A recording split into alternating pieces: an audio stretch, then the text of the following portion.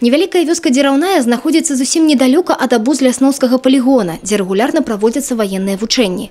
Таму да гуку выбухаў мясцовыя жыхары даўно прызвычаіліся, але той выбух, што прагучаў у гэтыя выхадныя на адным з падворкаў, узрушыў усю вёску. Жена в огороде, работала в огороде и слышала, что там постукивание молотком по металлическому предмету звучало. В районе 16 часов я как раз только в доме находился, прозвучал одиночный и очень мощный взрыв.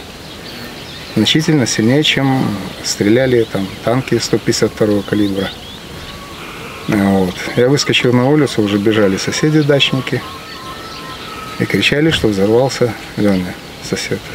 Тут же жыхары вёскі выкликали хуткую дапамогу, милицию, саперов и іншыя службы. В Барановичский РОВД поступило сообщение о том, что в деревне Деревная произошел взрыв.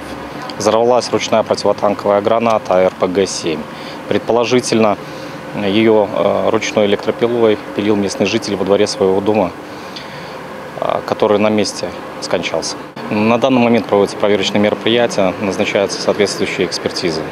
До речі, паводле паведамленняў аб знаходжанні выбуханебяспечных прадметаў, сапёрна-піратэхнічная група толькі з пачатку года выязджала больш за 500 разоў. Памятаюць і аналагічныя няшчасныя выпадкі. Предпоследний случай был еще у нас в 2014 году. То же самое. Мужчина хотел сдать взрывоопасный предмет на металлолом, но в данный предмет в целом виде никто не принимает, и люди начинают их пилить. В итоге то же самое, произошел взрыв, человек погиб на месте. Нагадваем, што калі вы знайшлі выбуханебяспечны прадмет, памятайце, што да яго нельга нават блізка падыходзіць, што ўжо гаварыць пра іншыя маніпуляцыі.